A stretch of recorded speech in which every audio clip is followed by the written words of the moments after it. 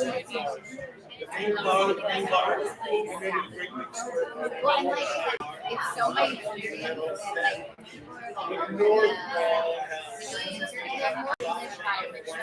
We're going to get started here in about 3 minutes. You want to find your seat? Yeah.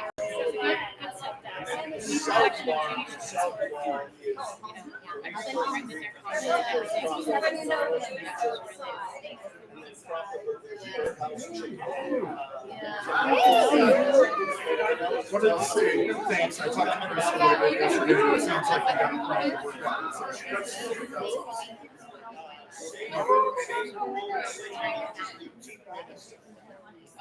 And so that property canals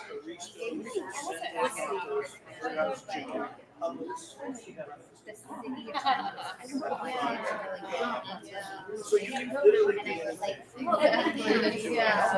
Yeah.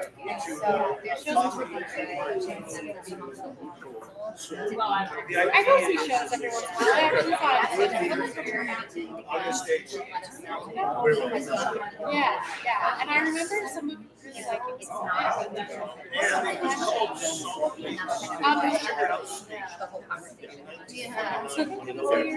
Appreciate it.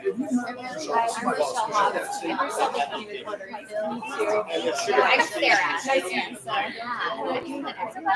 Yes, I'm excited. Oh, yeah, it is. Well, thanks. Yes. You know, and may want to just stab it. okay. Pardon me. Yeah, busy time. And then you were there last night. Like, I was just like, goodness, because it was late. Yeah, I ducked out whenever it was like a couple more minutes to go for that. But I lost it. I got on mine at home. You guys are still going at 10 o'clock. Yeah, So it's like, here we go. We can put you to sleep. I was like, it just turned in. It kind of blew my mind. I put it on We got to together. I think you maybe. All right, guys, we're going to get this meeting started tonight. Brandon sends his regrets. He's not here. So I think he went to a concert or something. I know you'll ask. I want to thank Hannah for being our techie last month, so when I wasn't here, so thank you. We're going to get this rolling, and we're going to have Shane here. Hey, we're not going to improve the minutes. How about Mike? Thought I said Mike. No, Mike. Different Mike. Sorry. All right, so the fire station's not here.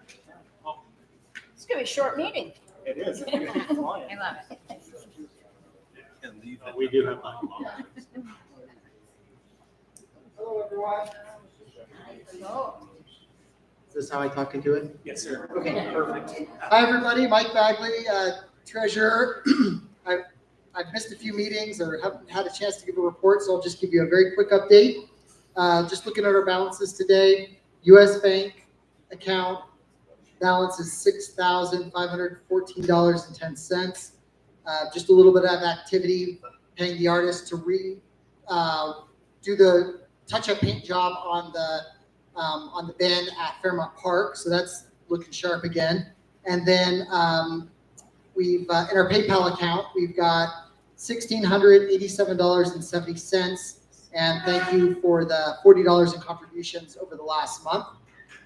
Very generous. So that's where the finances stand. Any questions? 6,000. $6,514.10. Got it for the report. Thank you. That's it. That's all we got.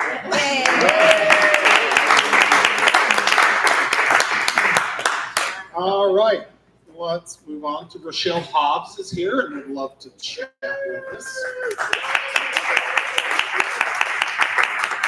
Good evening, everyone. My name is Rochelle Hobbs. I'm your Salt Lake County Recorder. And the most important thing I want you to remember tonight is protecting your property record. And what does that mean?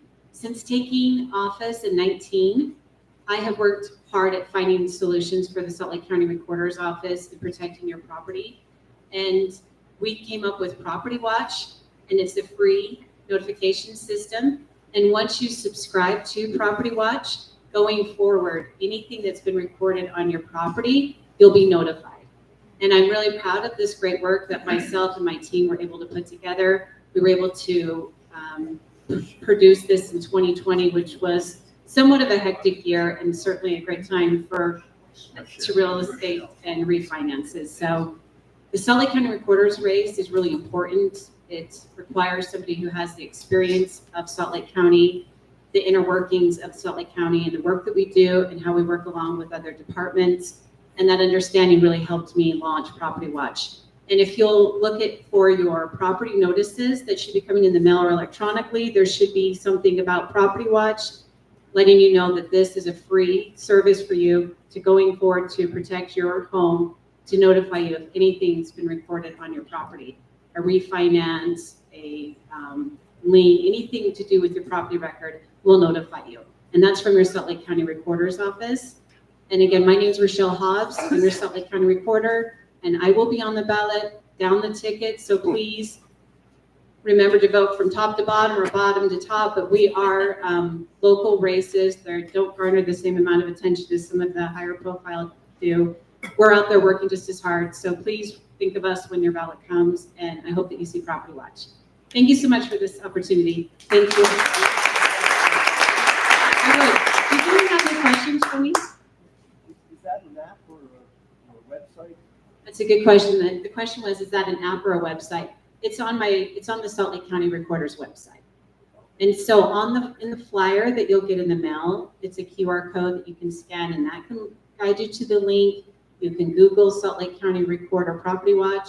That'll take you to the link wherever you want to go. If you don't have access to the internet, you can call, and one of our great team members can sign you up with a phone. We want this to be easy and accessible. So Property Watch is something that has been shared throughout the state of Utah. It was created by me and our team in Salt Lake County, and now it's used throughout the state of Utah. So all of the county recorders throughout the state of Utah are using Property Watch to suit their county needs, and it has been a solution to help mitigate title fraud. It is peace of mind because it allows you to know that if anything's recorded on your property, you'll be notified. That's a really good question. Other records that are maintained or initiated by the recorder's office? Yeah, that's a good question. Are there other records maintained by the recorder's office? If it has anything to do with the transfer of real estate or anything with real estate, it's recorded in the Salt Lake County Recorder's Office. We really are the foundation of the entire real estate industry. And something that is important to know, in 2020, when the real estate industry was booming and the refi rates went really low, historically low, our office consumed a 50% increase in volume. And we have a great team, and I just want to give a shout out about how great our team is and how hard we work, because we were able to keep up with the volume while being creative and innovative and come up with Property Watch, which is now being used throughout the state as a solution against title fraud. So that's a very good question. Yeah. So you have to go on the website or something to click the box? Is that what you're saying? You can Google Salt Lake County Recorder, and then you can go and then click the Property Watch, or you could put it in the search Salt Lake County Recorder Property Watch, and that should get you there. But if you have any questions with finding it, let me know and I can help you. And so when that pops up on Google, then That's a good question. So when you do get to the correct page, all it's going to ask you is your name, your address, and a good contact email. And that contact email will only be used for Property Watch. And we need the address because we need the parcel number, which you're not expected to know, but we'll be able to populate that based on your address. right, okay. Thank you. That's a very good question. So it's just 3 simple lines of information: your name, your address, and a good contact email address used for just Property Watch. So if you have your deed in like a trust, would you like us just to put our name or that whole thing? So I have a trust as well, and it's recorded in the trust. So, but for the property, regardless if it's in the trust, we're going to need the physical address of the property. Okay. Does So that not the name so much. not the name and the address, the physical, yeah, because we need the address to protect the property record. We need to know where to assign it a parcel number. That's a very good question. Yeah, I'm not sure who had the hand first. Go ahead. If you're just asking for a name and address, how do you know that the person whose name, like, what's to stop me from going onto your website and asking for my name or my email address to be associated with someone else's address? We have information on the back end, because remember, we're the foundation of the real estate industry, so we have your deeds on file. We have all the all of the supporting documents about your home title is on file in the recorder's office. So there's a lot of things that we do on the back end to safeguard this information, including not sharing that. Yeah. Son? I have a question. I was trying to get the parcel number for a piece of property on 17th that's owned by UDOT. And it appears there's not a parcel number for it. It shows the parcel and it shows all the parcel numbers of the single family homes around it. But it did not have a parcel number for UDOT. So do they not have parcel numbers? So in order to have a parcel number, you need a legal description. So they don't have a parcel number associated to it? Yeah, that's a good question. To be honest with you, I don't know. If it's property owned by UDOT and we don't have record of it, then we don't have a legal description on file. I'll send you an email. Sounds good. You know what? I'll give you my email address after this. I've got my cards too. So. Anyone else? Thank you. Thank you.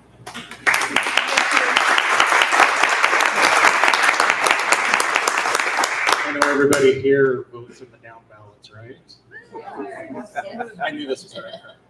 All right, Sahara, let's chat about the ballot initiative. Is that what I'm talking about? That's what Landon said. Whatever you want. Oh, I didn't know I was talking about ballot initiatives. Hello. Hi, everybody. If you don't know me, my name's Sahara Hayes. I represent House District 32. So if you're in the Sugar House area, that is going to be south of I-80 and then west of 17th East Imperial-ish. The ish is important. So I don't know if you guys are all following along with the dramatic saga that is the ballot initiatives in Utah. Okay, you guys seem pretty up to date. All right, so the quick and dirty version is Amendment A is very bad. Amendment D is very bad, but that one's dead, so you don't have to worry about it. Amendment B and C are good. Amendment B specifically gives more money. Is that right, Sarah? From School? trust lands, yeah. Yes. You said Amendment C? B and C. Good. So the problem with Amendment A is the legislature's recently started doing something where it will tie two unrelated issues together. So you get sort of like a horrible stick, but also a carrot that's just I don't know, attached to try to get people to go along with it. So this amendment removes income tax, right? Removes the income tax earmark in our constitution, our state constitution. It would remove requiring the income tax go to public education. Just period. We're already dead last in per pupil funding, so this is very problematic. What it does is it ties to it that this would remove the state portion of the sales tax on food. So they're saying, okay, we got rid of this, but instead you're gonna have to pay less when you go through the checkout lane. I think that is a great thing. I do not think that it should be tied towards essentially what could defund public education in our state. That's why thumbs down from me. You're getting my personal opinions tonight. And as mentioned, Amendment D is an initiative that would really affect a ballot initiative and citizen rights. That one is currently dead. It is going to show up on your ballots. You do not have to vote for it. I mean, you don't have to. You can make your own choices anyway, but it's not going to be counted. However, I'm just letting you know now. This is probably going to be showing up in the next few years, probably with sneakier language. So that is coming, but right now we've only got A, B, C. My personal opinion, A is bad, B and C are good. That's what I have to say about ballot initiative amendments. Any questions? Those guys never stop. Sure don't. Sure don't. A little bit more about B and C. I'm not as good at this, but we got one right here. Okay. I just want to say, I'm almost 74. I've been in a lot of good causes and activist actions all through my life, over half a century. And just because the court said it wouldn't count, I asked everyone here and talked to all your friends, relatives, co-parishioners, whoever, do vote on D, and I know how you're going to vote, because even though it's not going to count, it's going to make a statement on how much we do not like that amendment. And that's what we need to, as the legislature always likes to do, send a message. Let's send a message back to the legislature how we feel about Amendment D. Seconded.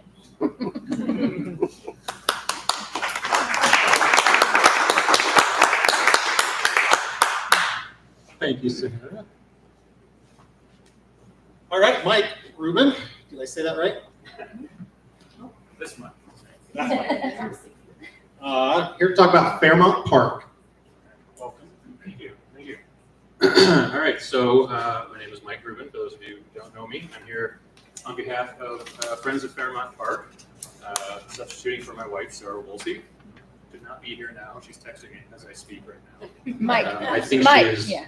Yes, I think she's on her way here, so she will be here later this evening. But I just wanted to fill in and let you know about an event that's taking place at Fairmont Park 1 week from tonight. So it's Wednesday, October 9th.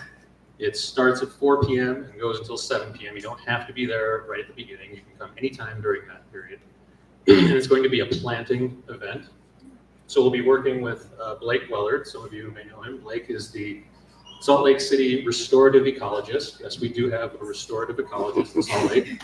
Blake is awesome. Blake is an incredible resource. He knows more about this than anybody I know, and is an incredible teacher, and is really dedicated to restoring the wetland in Fairmont Park, as well as in other places in the city. But that's going to be the event. We're going to be planting native Utah plants to restore the wetlands in Fairmont Park around the pond and around the streams. And he has this incredibly interesting method where he combines different species of native Utah plants in these individual boxes. And the whole theory, I guess, is that the plants grow better together with each other than if you planted them individually as different separate species. And so he combines them in these individual boxes, he brings them to the park, and then we just plant the boxes right in these spaces around the pond and around the streams. It's very straightforward. It's not that difficult. No experience is necessary. You can just show up and help plant these boxes. There's going to be somewhere around 80 of these boxes, 80, so there's a lot of boxes to plant. And it's going to be all throughout the park. So if you can be there for that, please do join us. There is a registration for it, which would be helpful, not necessary, but would be helpful if you could. They'll be on a flyer. I believe Sarah's bringing some of the flyers later tonight, so we'll have those here. But just remember, it's a week from tonight, 4 p.m. to 7 p.m. Please show up and just help restore the native wetlands in Fairmont Park. Any questions? Yes. Do you bring your own tools? You can, but I don't think they're necessary. I think they'll have everything you need there. Probably want to bring gloves if you want. Any other questions? Yes.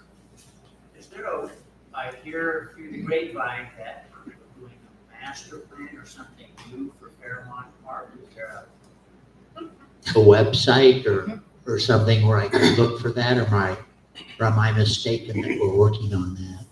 There are plans. I probably can't speak to that myself, so I know there is a website that we have for Friends of Fairmont Park, and any new information we have will be distributed. It's actually part of Facebook. It's a Facebook group, and I believe on the flyers the ability to get the information for the Friends of Fairmont group on Facebook. I can answer that question. Oh, okay. So there was a master plan RFP released by Salt Lake City Public Lands. A month ago. They're in the process of confirming their consultant team. And so I'm pretty sure they'll be coming to speak to you all here in the next couple of months.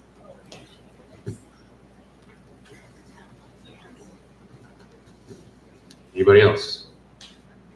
Okay, thank you. Okay. Salt Lake City Public Lands, we're going to bring Minerva up here. Thank you. Hi, I'm Minerva. I'm with the Public Lands. Hold it up.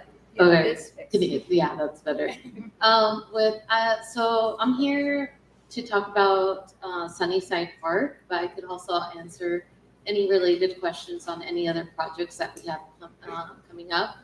Just to kind of elaborate on Fairmont, we are going to be working on that. It did receive Go Bond funding, and so we just selected a consultant for that project. We're hoping to start engagement for that end of this year, maybe beginning of January. So we're in the stage of finalizing the contract with the consultant right now. But transitioning into Sunnyside, we've received Go Bond funding for that project too. And in addition to Go Bond funding, the park received some funding from the University of Utah. So now we have about $5 million to dedicate to this park, and we're asking people what kind of improvements they would like to see. We just recently did an open house, but we're going to be closing the survey on October 23rd. So we would really appreciate any input or thoughts that you could provide us. And then when we collect those feedback, we'll start coming up with the concept design and then present it to the public to get your input again. So I have some flyers available with more information, and then it directs you to the website. And then just a quick update on Allen Park too. We recently finalized the design for that and had a comment period. So now we're sending over the comments that we collected to City Council, and hopefully we can get a stamp of approval and then start working on the project next year. So those are all my updates. Any questions? No. Yeah. On Allen Park, what was decided with the entrance? On Allen Park, what was decided allowing an entrance from 14th East on the upper part of the park? That's a good question. I'll refer you to Kat, our project manager, and then I'll also hand you the flyer. Last year was the name. Well, last year was no, but officially. Are there any other questions?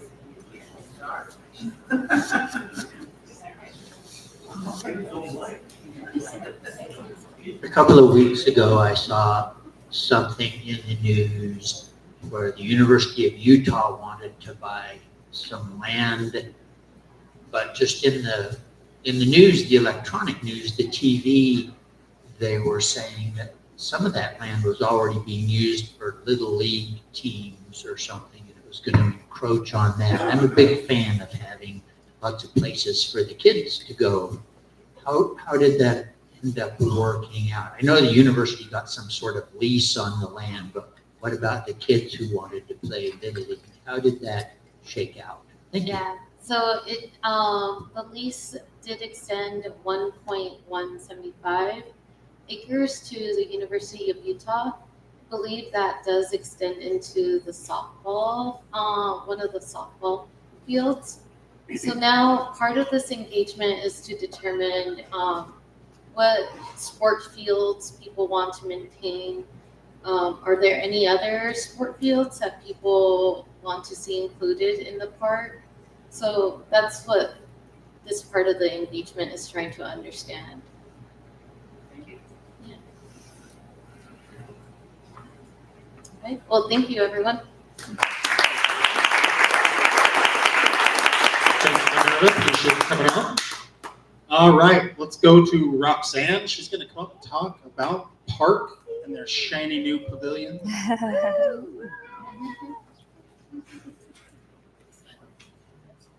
Hi. So I'm with Sugar House Park.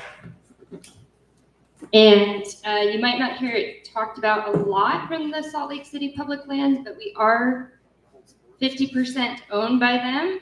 And it kind of makes a unique, thank you, Derek, situation, because we are, again, 50% owned by Salt Lake County and 50% owned by Salt Lake City. So both of them equally provide the operation and maintenance for Sugar House Park and capital improvements in the park.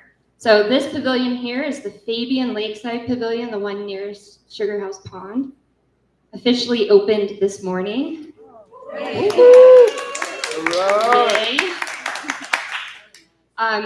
So this is a big first step because this is the first of the replacement program. So it's going to be the first one of all 7 that we're looking to replace. These are over, we keep saying 50 years, but it's more like over 60 years old. So we have a new design. We're eliminating some of the highly cost maintenance things like the rock walls, stuff like that, that is hard to maintain. We're removing, barriers, LED lighting. If you've barbecued there, those barbecues are big and not as useful, so we're kind of replacing all of those amenities. Salt Lake City and Salt Lake County have to work together for these. So it's very important. We're trying to build, as a park authority, build a relationship with both sides, get them to work together and have that shared goal. So we're really happy that Salt Lake City has already in their budget for FY25 appropriated money for 2 pavilions. This is their 50% match. So now the county's in their budgeting cycle, right? We're going to find out in December, but we may be getting 2 of these next year. Yay! So what gets confusing here is that people sometimes think it's a county park, and I can see why, because the park authority contracts with Salt Lake County Parks and Rec to maintain it. So if you're there, you're going to see a lot of county staff. They have a county park manager there, but we definitely are owned half by the city, half by the county, and we've got to work with both of them to make these happen. The park authority has 9 members. 7 of us are volunteers. I'm one of those volunteers.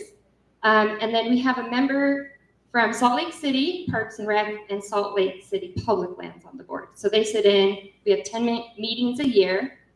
Those are the second Thursday. If you want to join and listen in, we have one next week. We do not have a meeting in July or December. I don't know why. It's just how it was when I joined.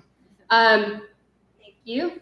So we do have other projects we're looking for in the park. I'll tell you, I was here before. I mentioned we adopted an arboretum plan.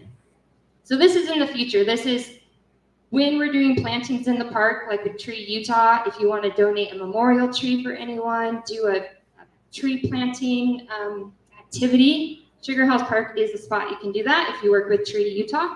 So in the future, we're going to have these dedicated zones. We just received a grant from the Utah Division of Natural Resources for their community forest program. Yay. So that is a 50% match again. So we asked for $30,000 to get this level 1 arboretum in the park, and they're going to reimburse us $15,000 of that. So what that means is come March, we're going to let you know about a mulch madness.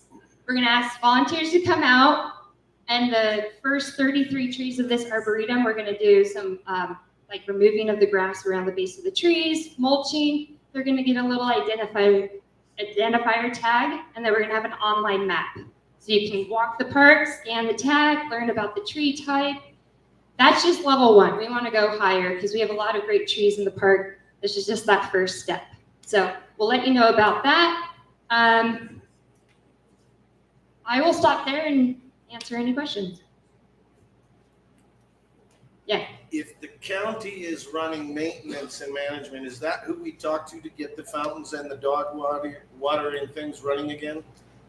Yes. Because they haven't been working for years. Yes, and the fountains are a hard one. They get broken a lot. They're hard to keep. Our hope in the future is we kind of centralize the water and have water fountain bottle refillers instead of individual fountains. But they are hard to keep operating. But If you have something like that, yeah, the contacts like on the website or, Google, you would call them or email that and they would direct it to the park manager. Thank you. Yes. So we walk around the park pretty much every night. Yes. And it's wonderful. Yeah. So the park is wonderful. However, there are people that drive cars and there are people that ride motorbikes, sometimes on 2 wheels, sometimes on 1, around the park, and they're a menace.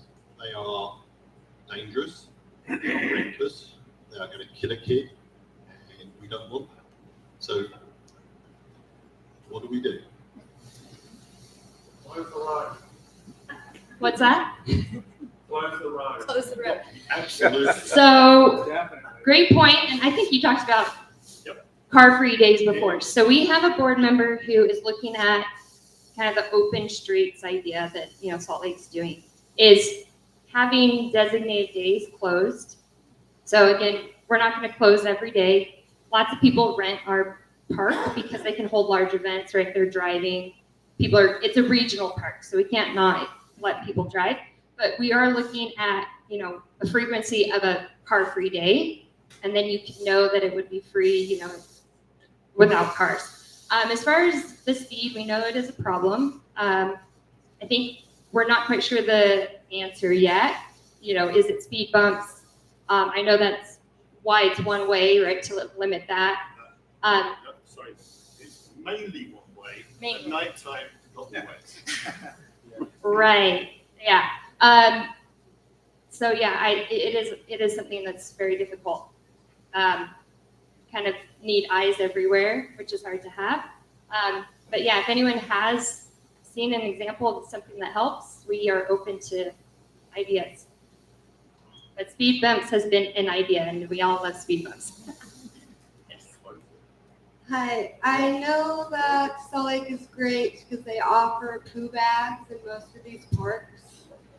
And my question to you is, who do I talk to put in place plant-based poo bags instead of the plastic ones? Do you know? We would talk to Salt Lake County, and they do supply that. So I think we would ask them if that's a possibility to stock the park with that. So that's a great idea. I have one. So I went over to see the ribbon cutting for the pavilion, and I saw a sign with a QR code for a survey about safety and traffic. So that would probably be a good one for people. If you're at the park, look for that. And then, because I did mine, and they ask a lot of good questions about what do you want to see, what do you want to do, what are your solutions for traffic, that kind of thing. So yeah, thank you for mentioning that. So we coordinated with the University of Utah. It's their master plan program. It's MCMP. So these are students going through the master program. And we actually submitted to them and said, hey, if you want to do a project on Sugar House Park, we'd love to have you. So this student is, her focus is on access. So like, how do you get into the park on your bike? How do you move around? So it would be, this survey, just to be clear, is with her. So she's using it kind of for her master's project. So she is gathering that data right now. She's going to look at possible solutions. And we do know safety and like what we would call like, interaction zones where the roads come together. Everybody loves that S curve on the east side that's really fast. She'll be looking at some possibilities for that. And then we could maybe, take that to get some funding or grants, or, start kind of a kickoff spot for hiring a professional design consultant to help. So speaking of traffic and speeders, would it be appropriate to maybe put something in the Salt Lake City mobile app? Is it Salt Lake City Police that are responsible for the park, or no? Yes, yeah. So you could always use the non-emergency number to report speeding, anything that you would anywhere else. You can definitely submit it on the app. Sometimes you might get the response that they're telling the county about it, which may be appropriate. So you may get, yes, we can handle that, or we're passing it on to the county to handle. So don't be surprised if that's their response, like, we'll pass this on to the county.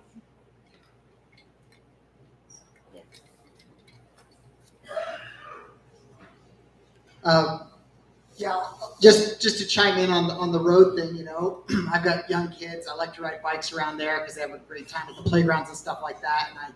And I'm ambivalent because I like the idea of less cars, so I feel safer with my kids. On the other hand, we year after year like to celebrate my daughter's birthday at the park, which is a sledding birthday party, and I need to drive my truck there to bring all the supplies. So I'm on both sides of it there. My other question got answered. I was going to ask who does the enforcement, law enforcement at the park. It sounds like you've answered that at Salt Lake City, and that's who I see driving around there.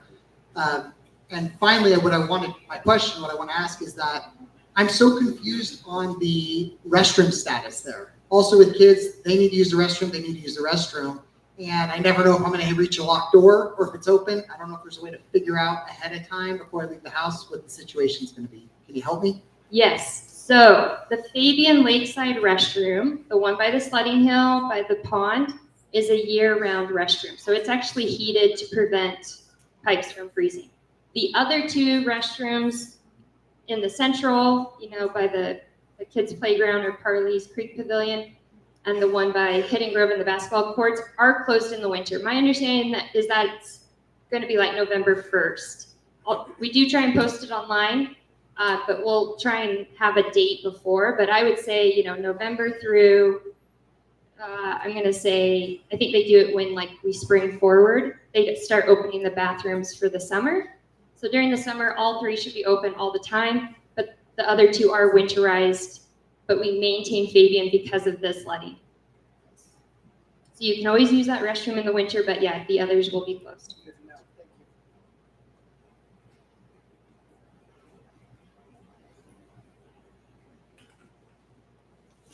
Thank you so much. All right, we're going to bring up Brandon and Erica from the chamber next, and they're going to talk small business. Good evening. Alrighty, so we are entering our election season. We are looking for a secretary specifically to join our team.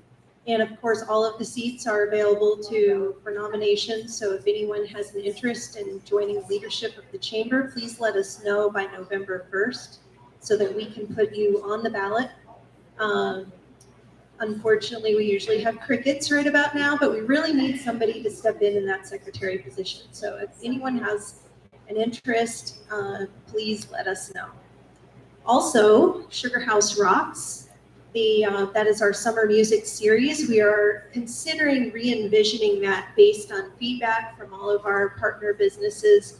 The feedback was that this event, while it's really great at activating the plaza area, Monument Plaza, unfortunately creates a vacuum outside of that area, which then impacts negatively the other businesses. So we are considering decentralizing that event and holding it year-round by inviting all of our local businesses who want to host music on the third Friday of the month, that they can, or another day that everyone deems is the best, that they can let us know what events they have, and we will have Sugar House Rocks be on the go, where people can visit a number of different businesses. So this is something that we're putting out to our partner businesses as a proposal. We would love feedback from the rest of the community on how they would like to see that being a year-round event and decentralized moving forward. Have you talked with Sally? She does the other music thing in the summer. She probably knows all the guys. We also have, yeah, we can do that, and we also have a list of bands. Well, we wouldn't be hiring bands in this case. Right, I know. Yeah. That at least gives you a start. You can have that to the business instead of college. Right, exactly. We can give them that's a great idea. And so with that, I'm going to turn it over to Brandon for some other good news. Hello, fellow Sugar House people. Always great to be here. Tell you about all the volunteer activities that Erica and I are up to. So I think this will be our third year now doing the combined holiday party for the Chamber and Sugar House Community Council. We're going back to Tizanti again. Everybody's had a great time there. So that will be December 4th at 6 p.m. at Tizanti. So we'll be getting Eventbrite up here shortly so you can buy tickets. It'll be $10 for a single person, $15 for two. And again, that money goes back to the chamber and community council earmarked to support local businesses. So speaking of local businesses, many of you have probably been in downtown Sugar House and seen the conditions. While they are improving, it has been very, very tough for the businesses in the area, as you can imagine. A few weeks back, we started hearing from a significant number of businesses that the proverbial shit was really hitting the fan a little bit more gruesome than it had been. And so we reached out to the city, and the city responded with pretty impressive response. I'm not going to give you all the details of that. Our councilwoman is going to when she comes up, but I think that you can expect to start seeing a lot more visibility for Sugar House businesses out in the open space. So more to come there. Can I ask you a question? You said the party was going to be December 4th. That's the same day as our Can she Yeah. use the microphone? I can't hear you. So the question was, December 4th is scheduled to be when we have this meeting. The thought was that we could take December off since it's the holidays and use that to support a local Sugar House business. I suppose if you wanted to come and do this instead, you could definitely do that, but I'm going to be drinking wine at Tizanti, so. Any other questions? Yeah, when you try to walk from 21st South toward 17th, both sides of the street you cannot walk on the sidewalk. You have to walk in the street. Who thought that one up? Leah, do you want to? Okay, Leah can talk about that. I don't have the answer for you. It wasn't me. Well, I was just thinking of the businesses. Yeah, yeah. It's definitely an issue, but Leah will talk to speak to that. All right, so with that, we're going to introduce this month's Spotlight on Business, which is Steve from Great Harvest. Come on up. Everybody. Thank you very much. Thanks for having me. Happy Rosh Hashanah. And thanks for having me, not least of all to talk about Great Harvest a little bit, but also I got out of going to Rosh Hashanah services. So that was like a win-win for me. Great Harvest is back in the neighborhood. It's a different ownership structure. Before, that was the 9th and 9th owner that put that other store there. I'm from the Holiday Store. I've owned it for 30-ish years. Worked there for about 35. Was getting ready to go to law school after graduating from the U of U. And the original owner of the Holiday Store said, "You want to buy this place?" And I thought, shorts and a t-shirt or suit and tie? Shorts and a t-shirt. It was. So anyway, Great Harvest is kind of a unique thing in the franchise world in that it is what they call a freedom franchise. So the original owners came up with a way to bake bread that was fairly unique, and they decided to throw it out there and sell franchises. Holiday was the 10th franchise sold. There's about 180 now across the country. So still pretty small, but you're really free to do whatever you like. So I'm a France guy, so that's why we have baguettes, and croissants, and Queen Amman, and that sort of thing in Holiday and Sugar House, whereas Taylorsville and South Jordan don't do that sort of thing. But you're free to do that if you like. In Holiday, we've made kind of a nice thing there. We're the second highest grossing bakery in the Great Harvest system. Only Anchorage does better, but that's pretty easy to do when your loaves of bread are $13 and your sandwiches are $15. So, but yeah, we've had to adapt and change and grow.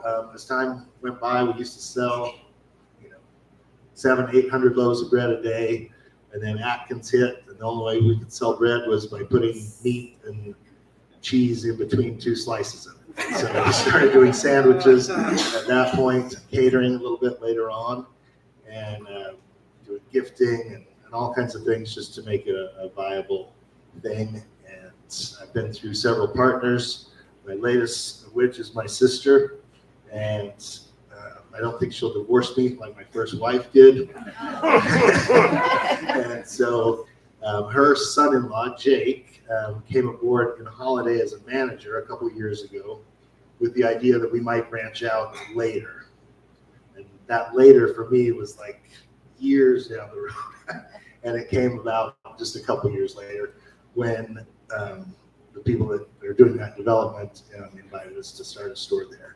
So Jake is the primary kind of owner manager there. I'm bouncing back and forth in between Holiday and Sugar House, and we've just been, there's no businesses there. There's no people there in the apartments yet. It's kind of a ghost town, but it started out really strong and kind of exceeded our expectations to start out. So When you say there, where is there? oh, there is folks. If I'm right up in the new development, there we're on the end, the east end cap of that new development. Great patio, 21st South, 21st East. So, anyway, that's Great Harvest. So grateful to be in the neighborhood again, and glad to make acquaintances with you all. And we'll be joining the chamber directly. I also brought a few things.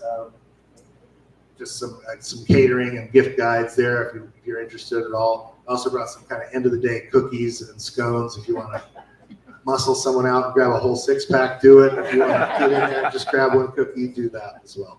Thank you so much. Can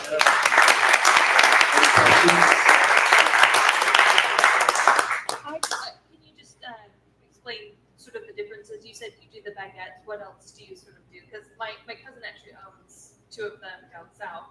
And I'm not a big fan of that, but Oh, where at? French style. The Sandy and the South Shore. Oh, Jason and Natalie. Yep. I hired those guys when they were kids. They worked at Holiday with me for a long time. So we do the traditional Great Harvest things, great honey whole wheat bread, and a variety of different breads. But we have branched out a lot. Like I came up with a really great brioche recipe, so we do some orange brioche rolls, like in a tin of 8 of those. We do mini cinnamon rolls. Our sandwich lineup is a little bit different than anyone else's because we like to kind of go our own way, and we're fortunate enough that the franchise lets us do it. So, And that's every day? every day. Awesome. Okay, thanks a lot. Thanks,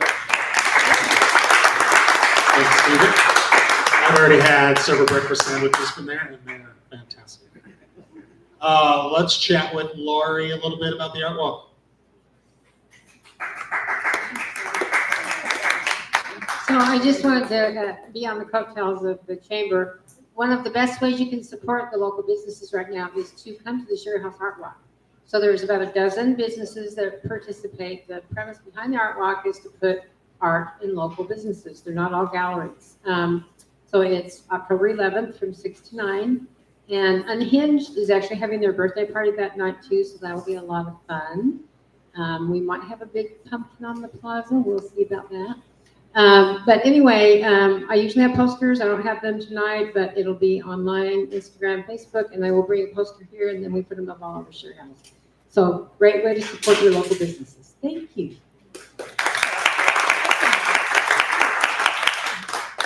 Thank you, Laurie.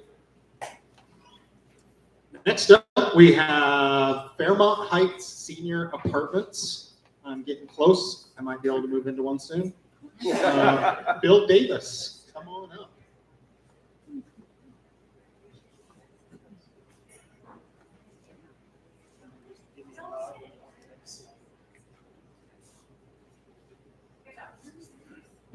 Okay, my name is Bill Davis. I am the Vice Chair of the Housing Authority of Salt Lake. I was about to say I'm the Executive Director, but that's actually Mr. Dan Ackerman, who is the executive director. I appreciate the invitation to come. Okay. It's hard to do. Excuse me. It's, yes, that way. Yes.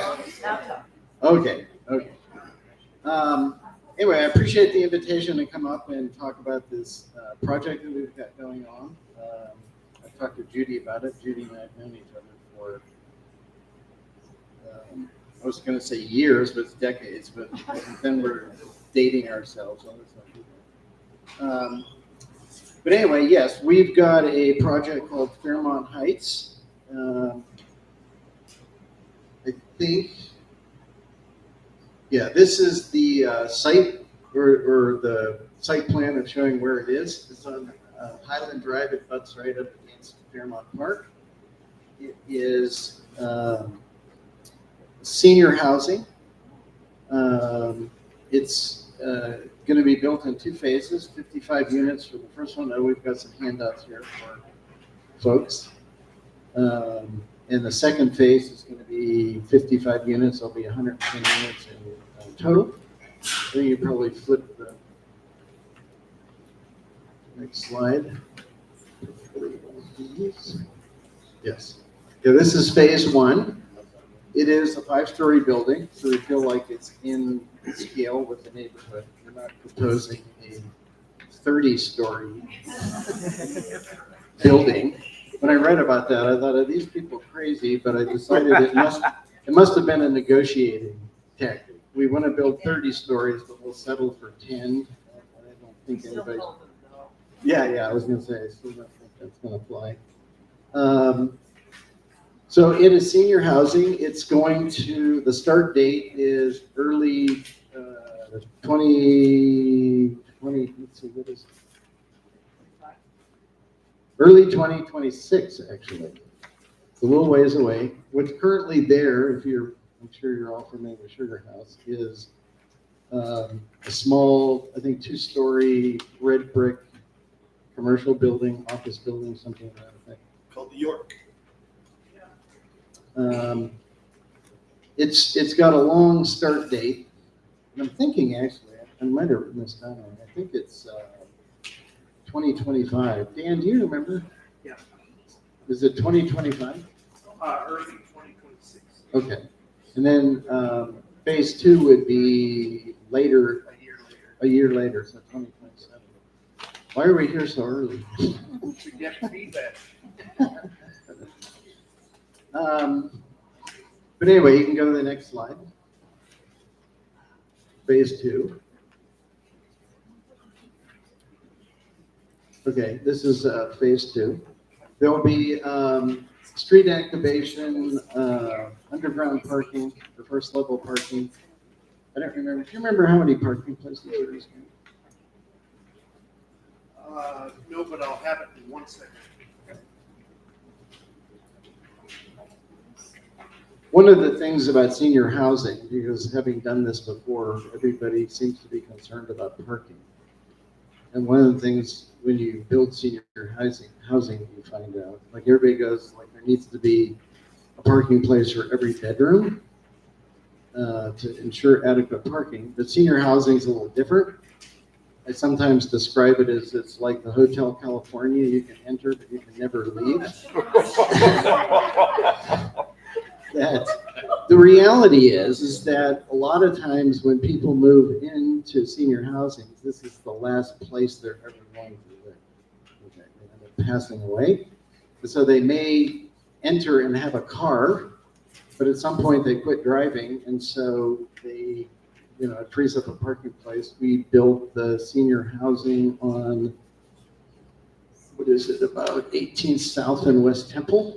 And when it was proposed, everybody's going, is there enough parking? Is there enough parking? Is there enough parking? And so they kept bumping up the parking to make everybody happy. And now that you go down there, probably half the parking places are empty because people don't use them. So it's going to be 1 and 2 bedrooms. I can't remember the exact ratio. Maybe go to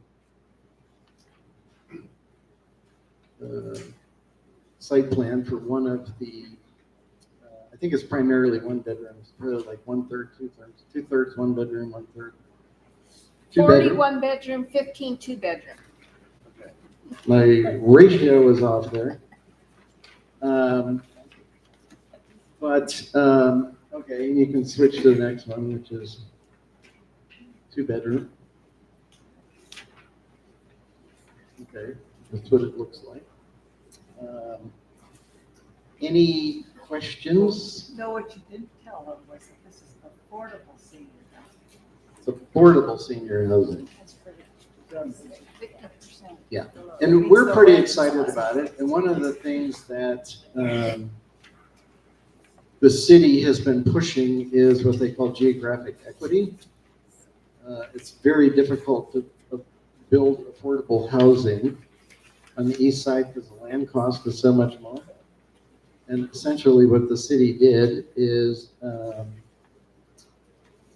basically donated the land to the housing authority.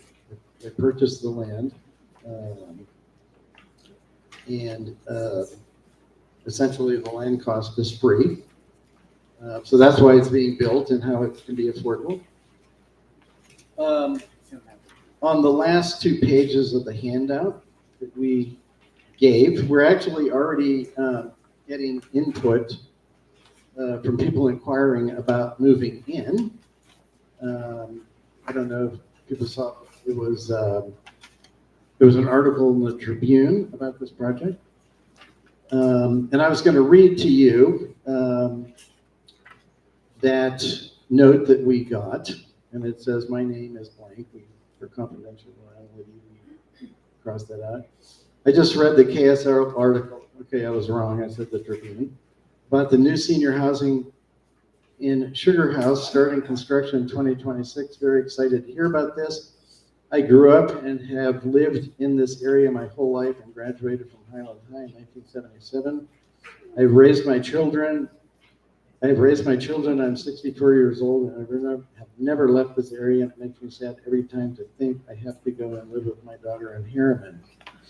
I've always taken care of myself, even though it has been a struggle as I've been alone for 30 years.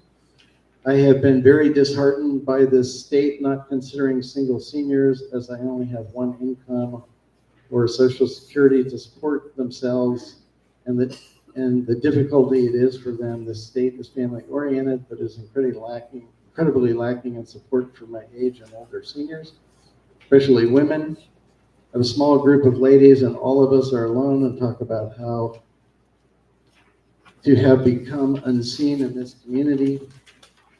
This is why I'm very excited to read about this new senior living on the east side and reaching out as I'm wondering, how do I get on a waiting list?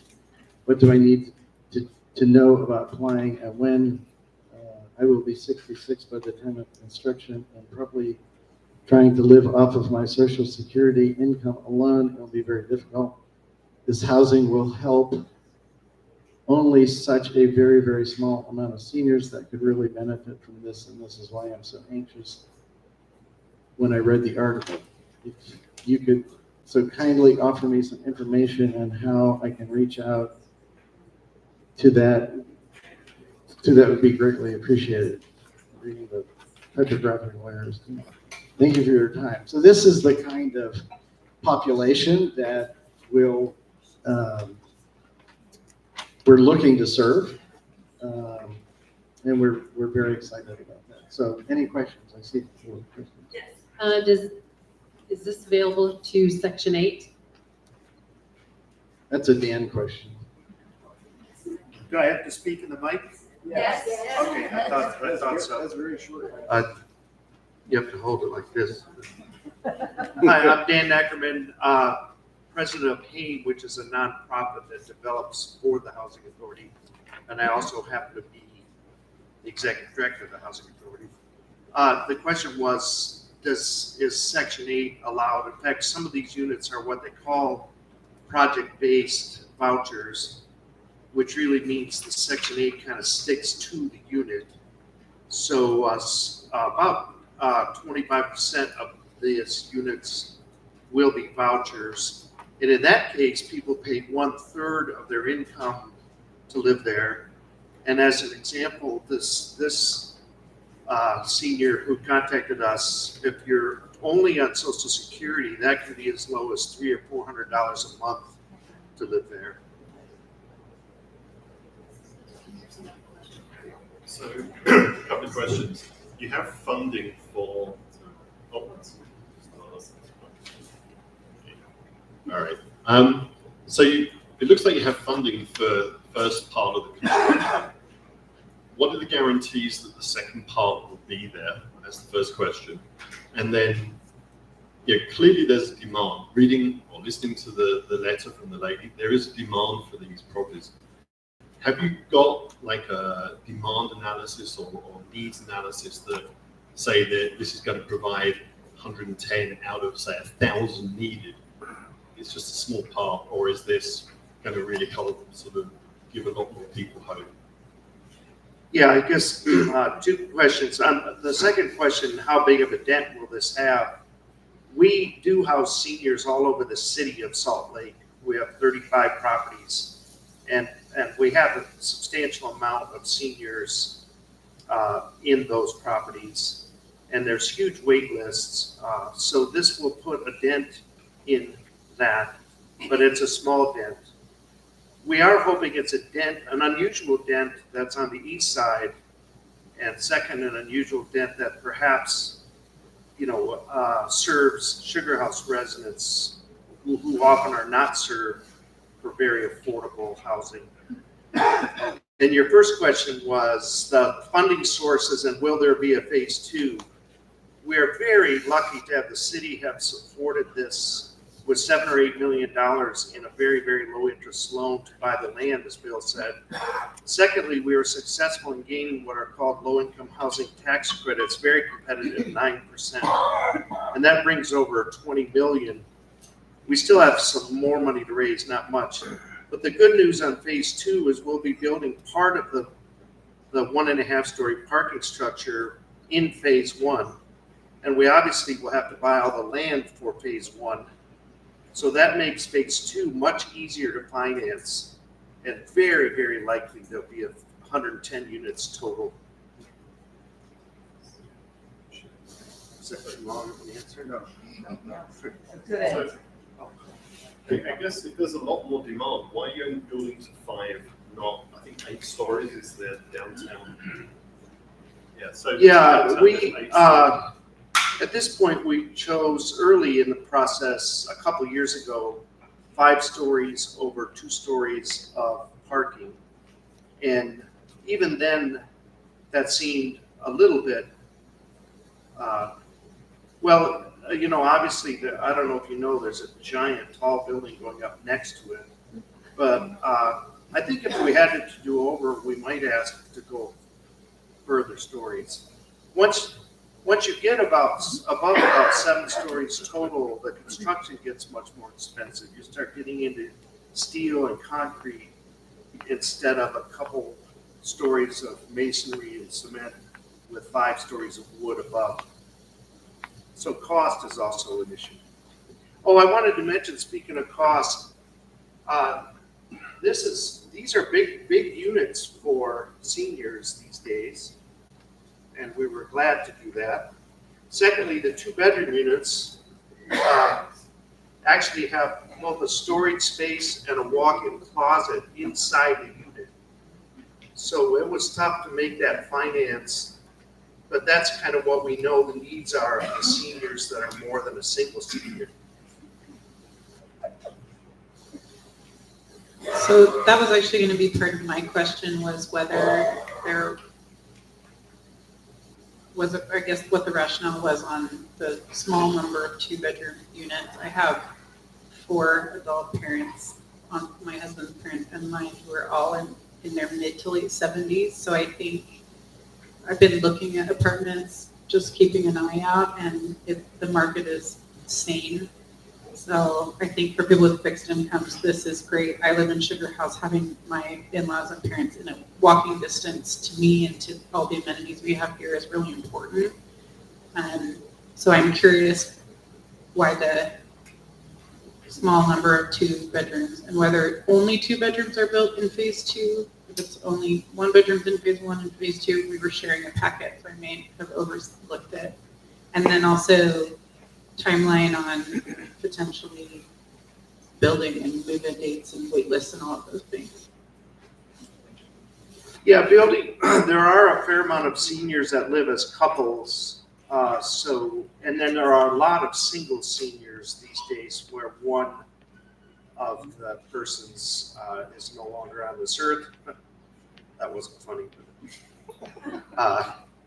The banks, as an example, are shocked that we're trying to build 2 bedrooms. It's very common to have small 1-bedroom apartments for seniors. So we'll have 15 units of 2 bedrooms in each phase. And it was kind of the best we could do at this time. On an overall basis, by the way, on non-senior units, we're starting to push 3 and even 4-story affordable apartments. I'm sorry, for 3 or 4 bedroom apartments. As an example, on the Pipeline project downtown. Yeah, I just had a quick question. It looks like on the plan in the background, you've got a circle in there. Does that imply that these are also suitable for people in wheelchairs? Yes, it's 100% accessible site, even the units themselves. Okay, wait list. How do you get on a wait list and get more information about that with the business? Yeah, until construction is about halfway through, all we collect are people of interest. And then when the construction is about halfway through, we announce that it's going to open, and we start to gather a wait list. The only criteria will be really income levels and no adults. Well, I guess there won't be children here, but no serious criminal background would be the only 2. We may even have to do a lottery. We may have to do a lottery if we get too many applications. Where is that information coming from? Like, is it through where would my mom find out that information of when you're halfway through and? We do announce it very publicly, websites, library, and so we go out of our way to make sure everybody knows it's coming.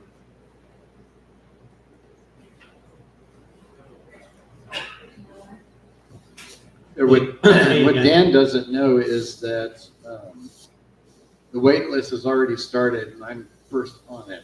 I'm a little older than I might look. Me again. Bill's wife told me she's hoping for a 1-person household by then.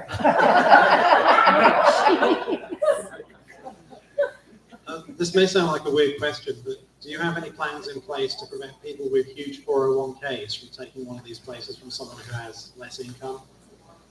Yeah, we're very good at checking accurate incomes, and we're allowed to really check them. And we do it for thousands of people. In fact, as I'm standing here right in the immediate area of Salt Lake, directly and indirectly, we house 12,000 people. And so we know how to check proper incomes. We do relax, and HUD has relaxed a little bit of the very tight regulations on incomes, but it's very reasonable things like a diamond ring that's worth a whole lot, or some assets, we can still accept. That it? Cool. All right, guys. The one thing we would like to request for our packet financing is potentially a letter of support from Sugar House Community Council saying we should have a So piece this won't go to planning commission? It's very likely to go to planning commission, but we'll be back many times. By the way, I'm a Sugar House resident, but we'll be back many times to keep you updated. When it comes to the land use commission, you write a letter. Right. So at some point, we would like to have some Yeah. sort So we'll get that done. of letter of support. And when you get to that halfway point, you're starting to look for people. Make sure you let us know and we'll get it in our newsletter. Right, because we're all gonna be on that list. All right, thank you all. Thank you, guys. All right, move on to Leah. And it doesn't look like Lynn's here. No, Lynn, she'll get it to me. One lady show. Hi, I'm Leah Jaramillo. I'm the Public Engagement Manager working with Salt Lake City Engineering on all of the road construction out here. So I'm come with good news today. As you hopefully have noticed, there's no more sewer traffic control on 21st South east of 13th East. Yay! That was a big project. It was a 100-year-old sewer line and about 95 individual sewer connection laterals. So it took a long time and it was slow. It was about 16 feet in the ground, ranging between 10 and 16 feet. So we're really pleased to have upgraded that. We upsized the pipe to manage existing flows so people are not having backups or overflows any longer. So we're really pleased about that. Highland Drive 11th East reopened to two-way traffic last week. We're very pleased about that. So please don't have any excuses about supporting your local businesses more. You can drive both ways now. We will continue to work on the west side multi-use path and concrete replacement through October, and we will be replacing east side sidewalk through middle of November, and then the project will be complete. Also this week, we've started working north of Ramona up to Wilson. Logan Ave, I always get the two confused. Logan Ave is the one that's next to Finn's, so just on the north side of 17th South. They have just begun removing sidewalk, curb, and gutter to start building bulb outs, which will shorten the crossings east-west across 11th East, making it easier for people to get around without a car. And that work will also be done by November 15th. So that's some curb, gutter, sidewalk removals, some of those pedestrian crossings, and then asphalt removal and replacement. So everything, so by the time we're done in November, you'll be able to ride a bike from Mill Creek to the 9 line on Highland 11th East, which could connect you all the way to the Jordan River if you wanted to go that far. So big connectivity improvements. Feels like a very long project. It is on schedule, although we did have a lot of delays right in that central Sugar House Business District. So please go support those folks. Last bit of news, 21st South, 11th East to 13th East was finished paving last night. You'll get to drive on it soon, but not today. They are finishing curb, gutter, sidewalk, signs, all of those pieces. They plan to restripe all the lanes in early November, and that will also open at that November 15th timeframe. So by holiday shopping season, you will have clear, easy access from 11th East in this part of Sugar House. The 21st South Road construction project does continue from 11th East to 7th East through next year, but that is on schedule. They're working really hard, and hopefully you're still out there and you can see the progress that's happening, but it's moving right on schedule. So through the winter, they will be working on sewer and water lines as well. So lots of work. Any questions about that?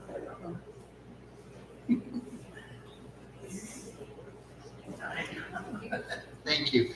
My neighbors keep asking and I do too, what is the capacity for traffic on 21st South now? Because we understand it's getting skinny, but we want that to be an economic hub, and people are asking me, because I come to these meetings, and they say, well, if we're cutting down the road capacity, what is it going to do to our economic capacity, and how are all these people going to go up and down 21st South? I think that summarizes our evening conversation. It is a question I've heard before. It is a great question. I will say Lynn Jacobs is our city traffic engineer, and he's not here today, but there is a great video on the 21st South project website that he explains it better than I'm going to right now, but I will give you a brief explanation, which is that contrary to what a lot of us think, I've been working in transportation for 18 years. I'm not an engineer though. My job is to explain technical things. And this one and how we get water to move uphill are the two things that I'm not clear on, but we're able to do it. So traffic lanes carry a certain fixed amount of cars. But what really controls the amount of cars that get through are the signals. And so the only place that's getting narrowed is between two signals at 9th and 11th East. So what's being allowed to get through is the same amount that would be allowed to get through between the signals. So they did do quite a bit of traffic analysis.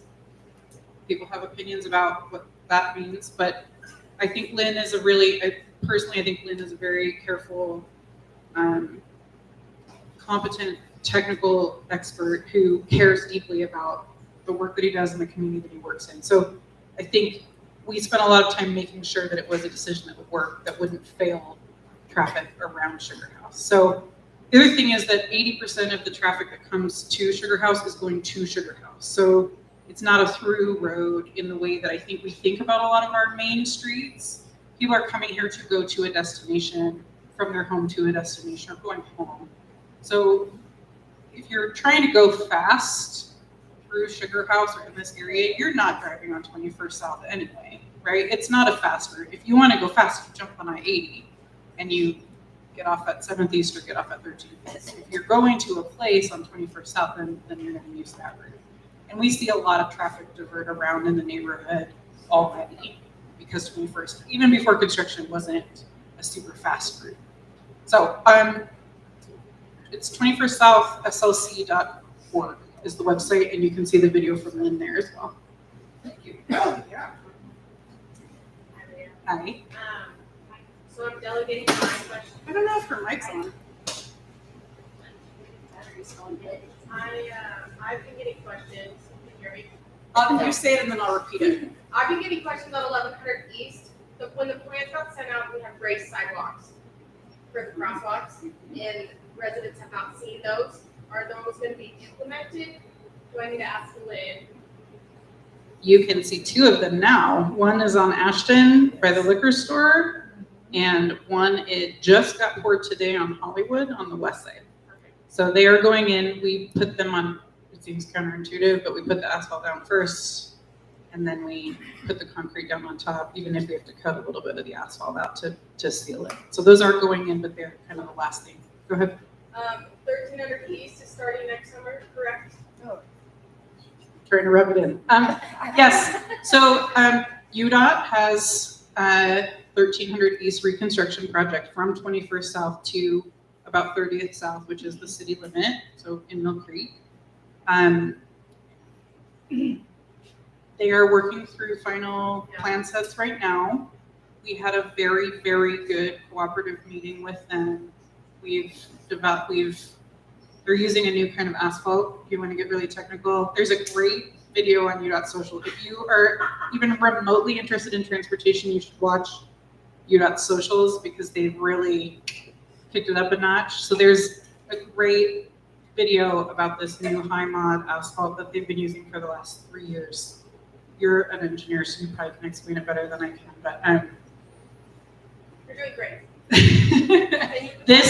This product will allow us to, they went out and did extra research because we said, look, this neighborhood has had a lot of construction.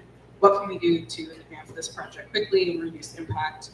They went out, they took more cores, they looked at the roadway in depth, and they determined that we can use this high mod asphalt, which will reduce the depth that we have to go, which reduces the amount of time, which reduces the impact. So they're working through that right now. That is anticipated to go next year. It was supposed to go this year. We asked them to move it to next year to try to mitigate that.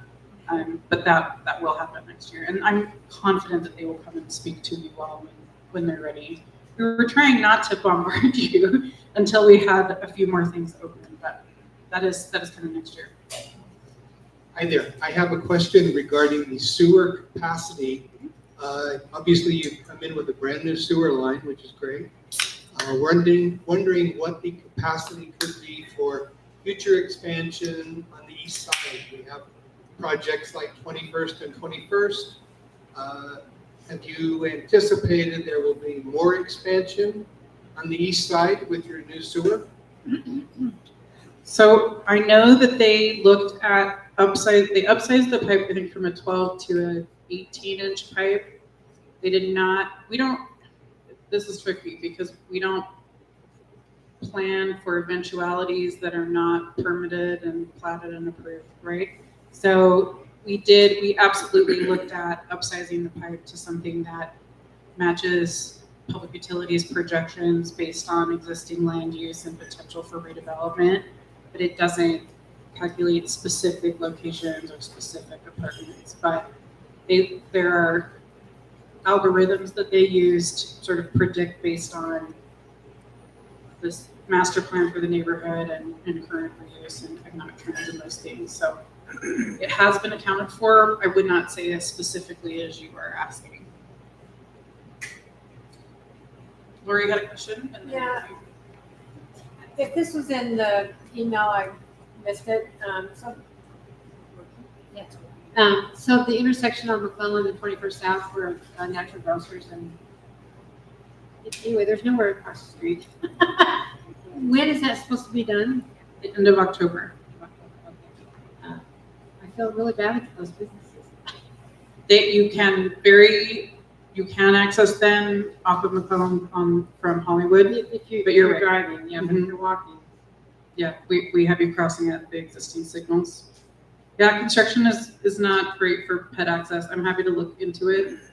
And when will the crosswalk be ready on 21st and 11th? Because, I mean, you kind of have to step in the dirt and down in a hole to press the signal. Oh, yeah, on the west side, on the southwest side. Yeah. So getting there is really not easy. Yeah, that. When you want. I think you mentioned, I don't know if I mentioned this to you before or not. We've talked about it. We've had some real difficulties with the contractor on that stretch from 21st to Ramona this year. We had an extremely difficult time getting and keeping staff on site, crews on site. So it has taken a lot longer than we anticipated that stretch would. And that is one of those sort of remaining items that we know is needed and also will get done at the end. But I will absolutely ask them to put something better than what's there in, some more hard packed dirt or some asphalt or something. Or something. Yep, absolutely. So at least it's not a safety hazard until they can get to the permanent solution. Okay. Go ahead. You mentioned the corner at Ashton and Highland by the liquor store. And we walked by there the other day and one side was done and we were very confused. The other side, we haven't seen the finished project. Are we going to be able to walk there now without fear of losing our lives? Yes. Well, I don't think. The traffic around the liquor store is a whole other animal. He's asking about the corner at Ashton Avenue, which is the liquor store, Pibbs Exchange, Bruges area. So yes, we poured that in half intentionally because the Altaterra development has had the rest of the road closed. We did not want to landlock Pibbs, Bruges, or the liquor store, so we poured it in half and half. It was reopened on Friday. It is a raised crossing, so the intent is to put pedestrians up a little higher so that as cars are turning, you're just more visible to them. So it's open, it's functional. They had to. Yeah, I mean, I think that's an individual choice, but there's a lot happening at that liquor store, right? Especially with the closure. I know Bill was working really hard with the development to get them to reopen that road because it is October 2nd, and that is Pibbs' main holiday time, right? They close for Halloween in particular. So that did get opened, but it is tricky over there. Did your question get answered? No. Okay. So will you repeat? It was something about sidewalk by 17th South? No. From if you walk on 1100 East. Yes. From 21st South toward 17th South or the other way around, both sides of the street, you cannot walk on the sidewalk. They have big holes, they haven't filled in the cement, you have to walk out, I'm walking this far from the trucks driving down the street. And it's been like that for months, it's not anything new. So I was out there on Wednesday, and our intent has always been to keep the east side open. Well, it's not.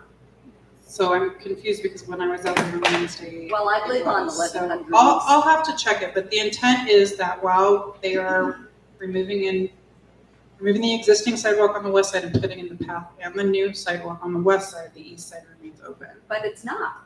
I hear that you're saying that. What I am remembering doesn't ring true, so I need to check it. But I will absolutely check it, and we will I'm make talking sure. about from 21st South to Westminster Avenue. You got it. You cannot walk on the sidewalk on either side of the street.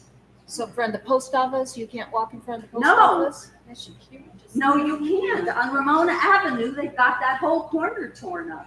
You have to walk out into the street, and then you can get on the sidewalk for a little bit. But then if you want to, if you want to go to the soup kitchen, you're taking your life in Sure, your hands. crossing is problematic, so I will look into it. My recollection from Wednesday morning was that the east side was still open and traversable, but you're right, the crossings are not active right now, and that's part of what we're putting back, But so. the sidewalks are not available and have not been for months. And you can't tell me I'm wrong. I walked it 3 times today. Okay. The only thing I can tell you is that I will look into it, because that's not my recollection, but I will absolutely look into it, and we will, part of our contract requires the contractor to maintain some sort of pedestrian access on one side of the road. Well, what they do is they stop the traffic while not walking down. Because they do stop the traffic. I saw that. Yeah, I mean, our guy with that giant spray frame. He looks terrifying, but he's actually really nice. He will cross you. I will look into it for sure, first thing tomorrow. Yeah, the bulb out corner construction, I mean, I don't have a problem, but obviously others do. It's like an obstacle course. You're right. Yeah, they were, like I said, so the Smith's corner, the gas station corner, and the laundry is Hollywood, and they were pouring that crosswalk, the north-south crosswalk today, and we asked them to also connect the pedestrian ramp so we would have an east-west crosswalk as well. So that it wouldn't have been painted yet, but they would have put the concrete in today. So I do need to check on that, but that was only on the west side. So you understand I'm talking sidewalk, not crosswalk. Yes, ma'am. Okay. I have a question. So that same area by the liquor store, we have I-80, and you're coming southbound on I-80, or on 11. You're gonna go under I-80. The curve curves out like that. When you're in sun, you have shade. It's very difficult to see that where it curves.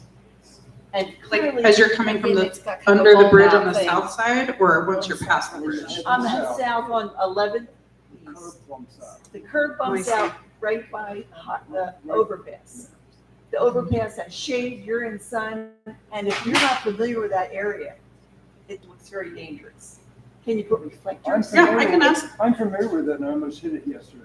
It's He got yelled tire- at me. It's got tire marks on it. where- Oh, yeah, there are tire marks where on it, people have yes. hit it. Okay, yeah, I will absolutely look and see. That should be orange. Yeah, Or neon, or LED lit. I wish it was that. There's a book like this thick called the MUTCD, and it is like the Pirates Code of traffic control, and that's how we figure out what kind of sign goes in which situation. So I will ask Lynn, who can probably give us a better Can you explain why that curve bumps out? It Is that a Lynn question? It's probably a Lynn question. Yeah, I can't figure that It out. almost looks like actually, yes, it bumps out, but it goes back in, and like the in part was meant so people could park in there, but it's. Yeah, I don't- it it doesn't make any I don't think sense. we have any parking in that location. I'll have to look into that one as well. So Leah, I can just say, we've had that conversation with Lynn, and what they told us is yes, their intent is to provide more painted visible curb, especially in terms of what's coming. They were just working on finishing some of those sidewalk components before the paint went in. So they are gonna paint. Yeah, that was my, like, the last conversation we had with Lynn, because we've actually had residents who, it's more dangerous for our bicyclists, obviously, Yes, who hit that as on a bicycle. And so Lynn gave us that feedback that he's like, yes, that's coming. It was just a question of where they were in the progress of road construction and why it's not there yet. So I can. But they put, when we talked to them about it, like with some of the issues, and this was before the construction was all the way through, they went out and put cones on it to try and make it But more they're gone visible. now. Yeah, and so I think that was because they were closer to finishing, so we would expect paint sooner than later. So I can stop screaming, Rich, the curb. One more question. I will ask Lynn about whether we can get some paint out there, even some temporary. Or cones. Yeah, cones would be good. You would be surprised at how much our traffic control walks away. I would imagine. Go ahead. That section they're talking about, it's just really bad at this time of year because of the sun. Yeah. So that bulb out is exactly where the shade from I-80 hits it. So it's really hard to see right now. In the spring it was fine, but now it's like, Isn't that interesting? I've seen trucks flip up there. I've seen, like, I followed a guy down there 3 days ago. I thought he was going to roll his truck because he hit the curb and then went across into an oncoming traffic.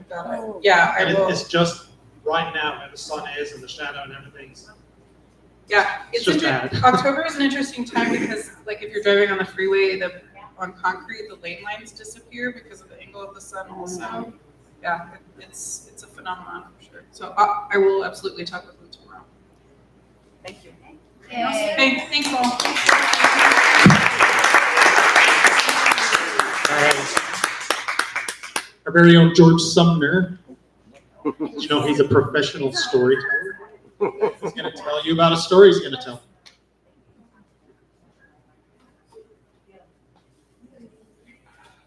I've got a concept of a plan for a story.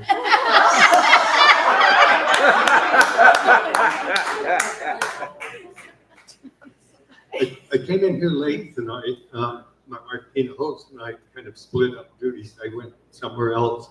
When I walked in, Derek gave me this flyer. He said, "Okay, you're on. Tell about this event."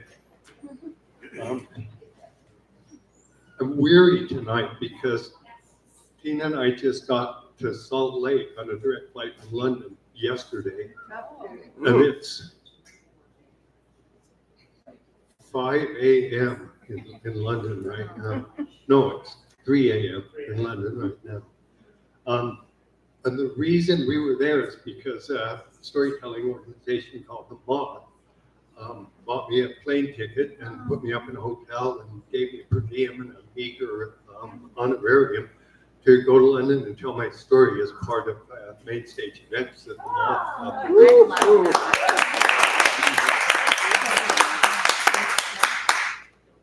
I've been doing this for a couple of years.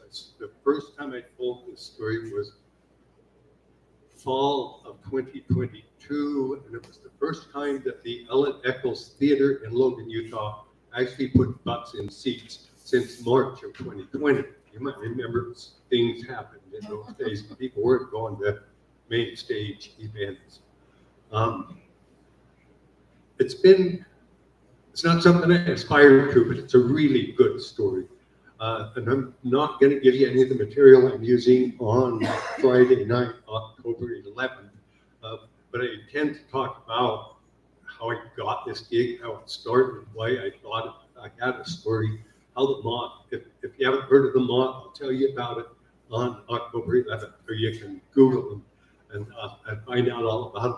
They've got, if you get on their website, you like a good story, it's one of these internet rabbit holes that you can spend the rest of the day. And the kids come home from school and fed themselves, and you just don't know where the day went, because it happens to me. I told Lori was interested in my story when she heard I was telling stories, so I told it to her.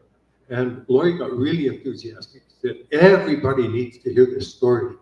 So we started talking that idea up, and then Jen, of the Hive and Oleo, the skincare products back there. Jen is a magnificent promoter. So she found a date and a time and a place, and that's here.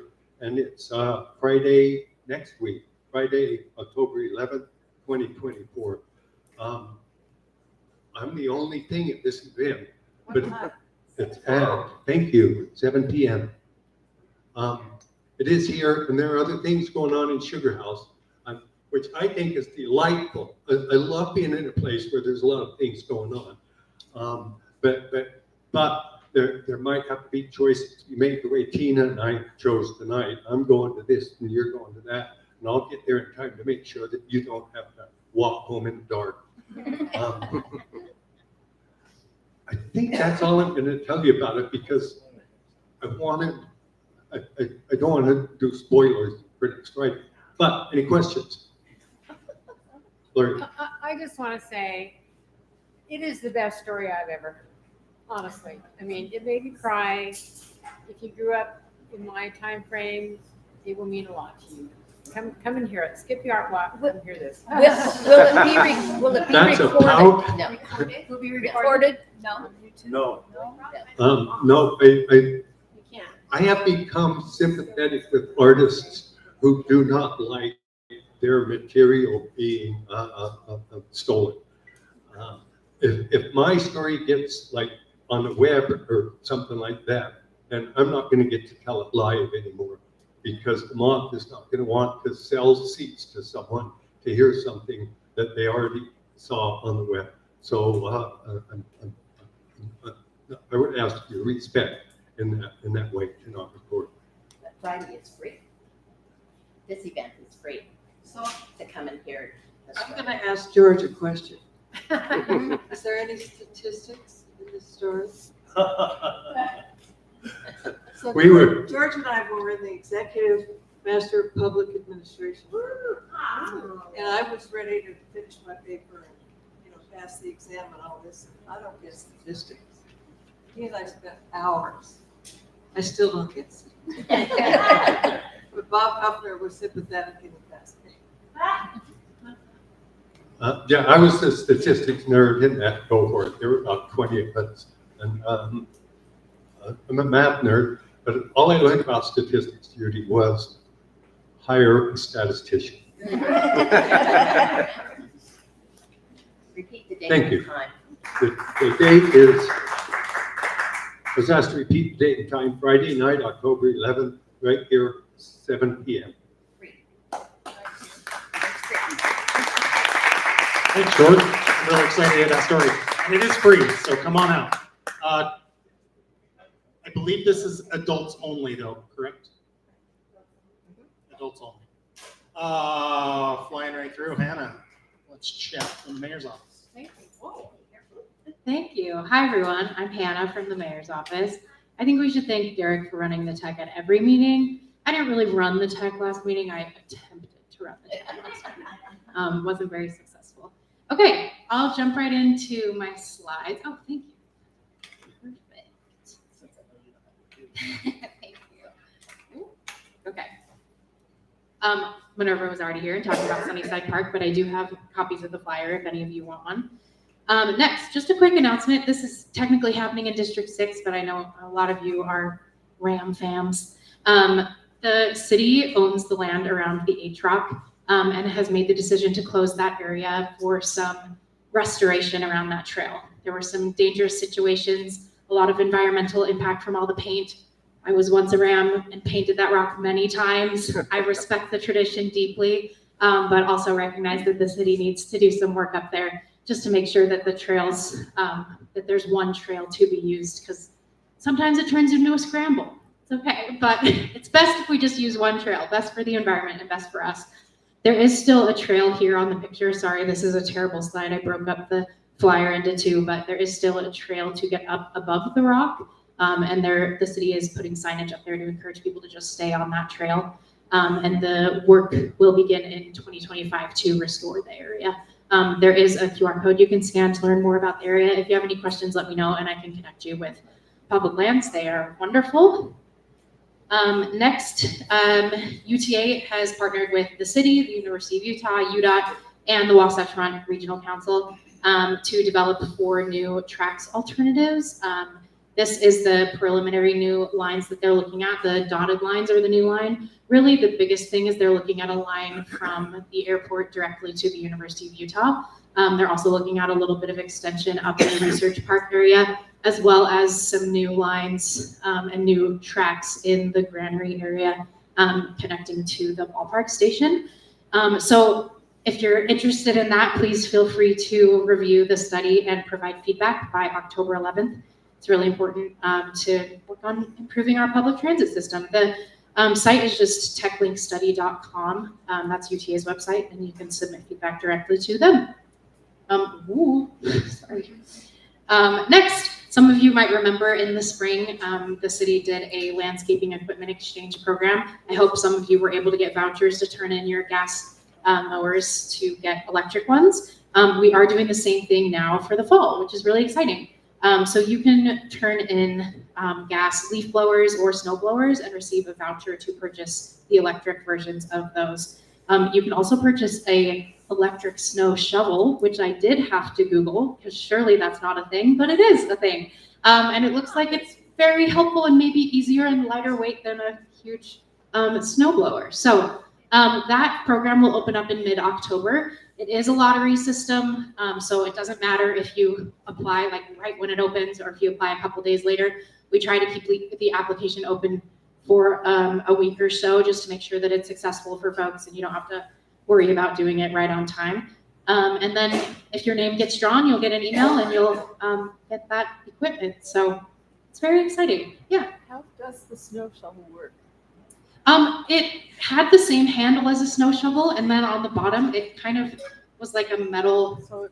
So it kind of looked like a smaller, yeah, it still like eats up the snow and moves it out of the way, but it looked a lot easier to maneuver and probably has a longer charge than some of the electric snow blowers.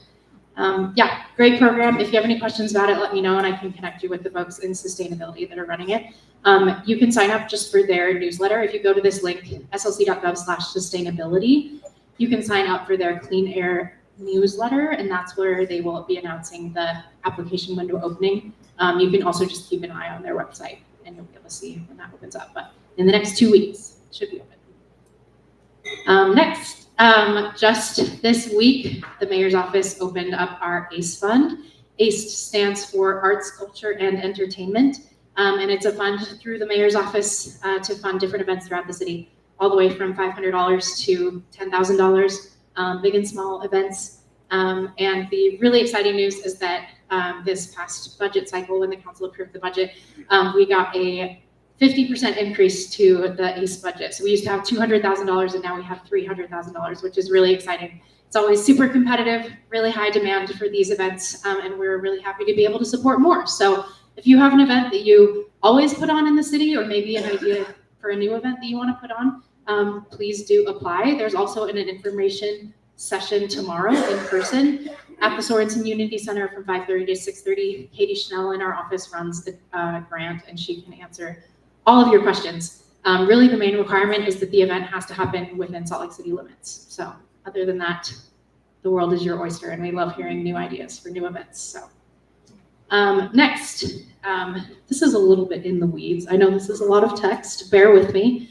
Salt Lake City is applying for a grant from HUD, the U.S. Department of Housing and Urban Development. The grant's name is Pathways to Removing Obstacles to Housing, or Pro-Housing, which is great. That's something the city really wants to do. We want to remove obstacles to housing.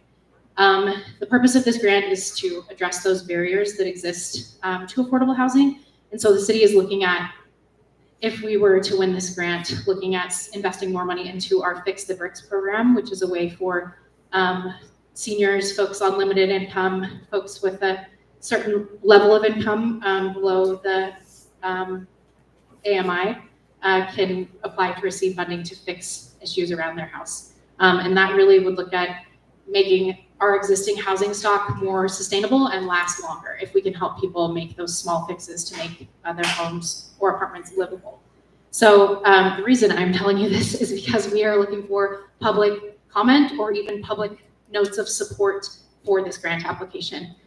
So if you want to review the draft application, you can, and then you can send comments to Sarah Nilsson at slc.gov. And she will then include your comments in the grant application that we will send to HUD. So then they'll be able to see that, city residents want affordable housing, we want funds like this, and we want to be able to use them to help people live in Salt Lake City more affordably. So this is a very long URL. I will hopefully get these slides on the website. I'll send them to Landon maybe when he's done with his concert, so that you can just click on this link and it'll take you straight to the draft application. That's all I have. Really quick though, one reminder for those of you who want to learn more about the Salt Lake City School District's bond proposal, there are 2 open houses coming up, one at Highland on the 23rd and then one at Edison Elementary on the 9th. Does anyone have any questions for me? Nothing? You guys had like 50 questions for Leah.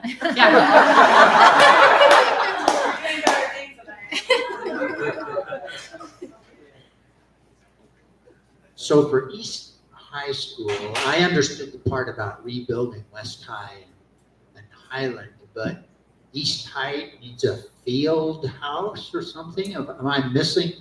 I didn't realize that. I thought it was just to rebuild high schools, and then my handy neighbors said, oh, no, there's more to that. Right. I didn't know what that was about. What is East High School using now that they don't have? Yeah. I don't know that they have a field house right now. It's my understanding that the rebuild of West and Highland would include these field houses and new athletic facilities for those 2 schools. And so the field house for East would just be a matter of equity to make sure that all of the high schools in Salt Lake City have the same resources and facilities. Yeah. I hope that. Any other questions? Yeah. Do you have to be a nonprofit to apply for the ACE fund? No, you do not have to be a nonprofit. You can be an individual community member. You can be a business owner. Yeah, nonprofits are more than welcome, but that's not a requirement. Anything else? Great. Thanks, everyone. Well, my name is Sarah.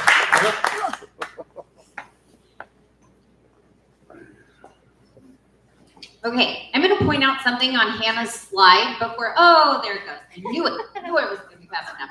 On the very last thing, so something that I'm just pointing out. Fun fact: the city has recently upgraded all of our email addresses to be at lc.gov instead of at lc.gov.com. So what that means is when you email anyone from the city, whether it's your city council member or any of the amazing staff, that it is a different address that doesn't show up. Now, you can still email the old address. It'll take it right to the new one. But when you get a response back, it copies in the new address. So you're like, wait, did I email Hannah twice? That doesn't seem right. And so just calling out that there has been a shift. So the one thing I've heard from that is that if you're super secure in your email and you only are accepting things from saved points of contact, that could be limiting. And so just make sure you know at lc.gov is the new one. So I just wanted to point that out really quickly. No worries. A couple of quick updates and shout outs for the events that are coming. Fairmont Park's planting. I did that last year. The one thing I will say as a heads up, I don't know what I was thinking the planting would look like in terms of it being like, oh, I'm going to have this little plant and I'm going to put it like by the stream and it's going to be great. No, it is actually quite the workout. So you want to come like ready to do work and ready to be dirty. So just keep that in mind. It's not a like photo op moment. Like you really want to come in clothes that you're okay getting dirty or wet-ins. But it is a great time. They organize it seriously, incredibly. And you can come participate as long as you want. And if you're like, oh, my arms are killing me, they'll give you like an easier task. So maybe that happened to me. So just a shout out, I highly encourage you to consider for the Fairmont. Second component related to the public engagement that's coming. So one of the things that has slowed us down as a city related to the Fairmont Park engagement and moving forward is the fact that we've been working with Boys and Girls Club in terms of trying to figure out their needs related to that corner of the park and how we can work with them related to those needs in terms of next steps. That has been slower than we'd like. But we also recognize that that's a really important community organization, and we want to make sure that we're doing our due diligence as a city to work with them to identify those needs before being like, oh, we're just going to make a plan, and then, you know, you guys weren't ready, so like, off you go. So that is one of the reasons it has been a bit delayed, and I just like to kind of highlight that it is unfortunate that we're delayed, but it is also important because we recognize the services that nonprofit provides so many of our families with before and after school care that they otherwise wouldn't have access to in terms of just costs being prohibitive. So Fairmount Park update. Next up, Sugar House. Roxy's gone. That's okay. I do just want to give a huge shout out. So it's one of those things where a lot of times you're like, the city council funded, you know, like some of these components. You have to know that is because it is the Sugar House Park Authority who went through the tireless process of filing CIP applications to be able to make that a reality. And so I just want to make sure that if you see any of the members of our Sugar House Park Advisory, you say thank you, because when you see Fabian, you'll like, yes, I want this for every one of the pavilions, because it's incredible, and it's a huge upgrade in terms of safety and security. So please thank a Sugar House Park Advisory board member. That is everyone's homework. Make it happen. As far as we had one other item. Businesses. Thank you, Erica. So Brandon and Erica kind of teased, but I'm going to give just a little bit more to this. So as many of you have heard, the businesses have been really struggling through some of these construction pieces. Just to be clear, the city has gone through 2 rounds of construction loan mitigation programs. We are about to open our 3rd. This will be the first time that any project area has had access to that funding stream for 3 rounds. And so that's a huge win, thanks to the advocacy of our partners at the Chamber, the Community Council, and our local businesses. Second to that is that through bringing those needs forward and working through amazing individuals at the city like Bill Knowles, Leah, and others, we actually had a plan put together in terms of using an existing marketing firm that's on contract with the city to be able to do more promotion around Sugar House is Open, and to really try and build understanding. We're actually getting really great response from residents like yourself, but we need other folks who are outside the core of the city who maybe drove through Sugar House like 6 weeks ago and they're like, never mind, I'm not coming back. So we need to take efforts to really recruit those people back. And so part of that is investing from the city side in additional marketing and messaging. And so in order to do that, we needed resources, and through a lot of really great work from both city staff and city council staff, we were able to get it on the agenda on Tuesday and approved. So those funds will be available, and they actually met today, related to being able to start that process of what the messaging is going to look like. So again, thank your chamber representatives. They are volunteers, and they were at the city like on a Tuesday working with me and a ton of other folks to be able to make this a reality. So I know that they had come up here and asked you to volunteer for different things, and they're like, hey, you know, like help us out. Please do help us find people to be able to help support this amazing organization. These 2 people can't do it alone.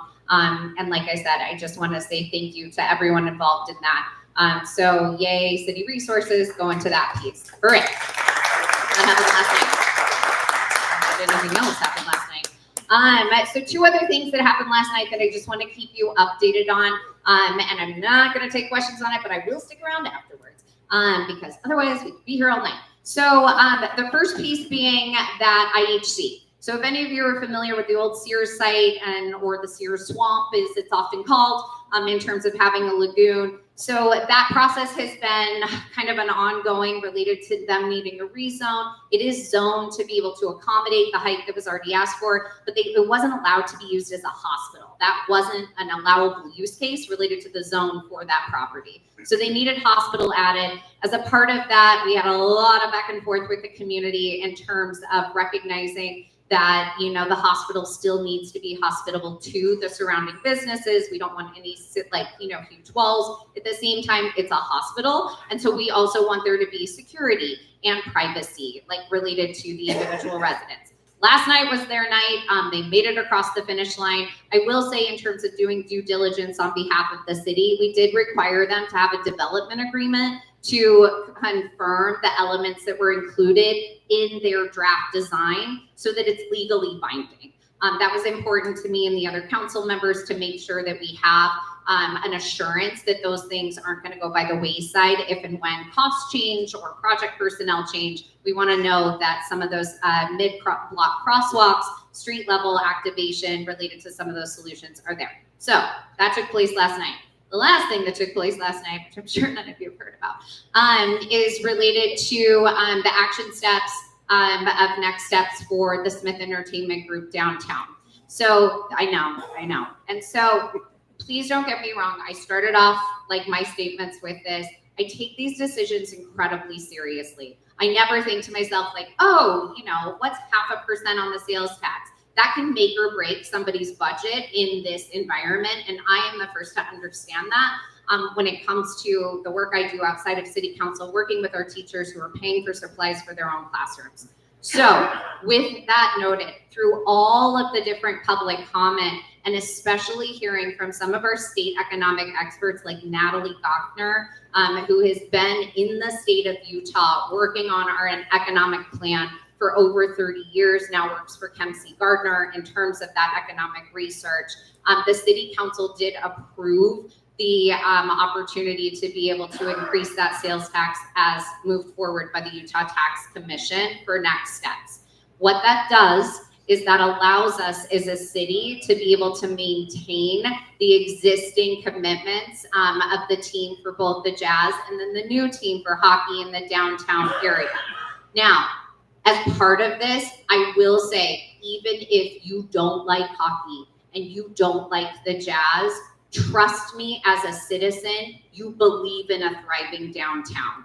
Because if that downtown revenue were to drop, which it will, if we lost the Jazz, which was happening as a part of this, we are losing a majority of the city revenue to provide basic services. So although, yes, you're right, we wouldn't be paying that 0.5% on sales tax, which is also shouldered by visitors, we as residents would be looking at property tax increases that would blow your mind to cover the loss of revenue from that to maintain existing city services. So you would be paying more in that space and you wouldn't be seeing improvements related to just the basics in terms of what we already see with public safety, parks and open spaces, streets and transportation and others. I understand that it is not a popular decision and I am more than happy to stay around and talk with you and provide you some of the additional information that we heard in public meetings in council, but I appreciate that's not necessarily the headline news, to be able to help you in terms of at least understanding where I was coming from as the representative for this community. I do think that it remains to be seen whether this is a closed issue or not. If you were listening to public comment last night, we do have different citizen groups that are looking into a referendum, which would have then allowed for voters to be able to be a part of this. That didn't happen because of the way the legislation was structured. That was not a decision made by the city. That was how it was passed down as part of legislation and next steps. So, not to end on a downer, positive. I do always like to make sure that we highlight one of our members of the city team. And our city recognized person this month was supposed to be here, but she can't because she's sick. She got COVID. Is everyone's favorite District 7 community liaison, and that is Julie Morey. How many of you have gotten an email from Julie? Okay. If you've gotten my newsletter, you've gotten an email from Julie. So you can all raise your hands. And if you're not raising your hands, why are you not getting my newsletter?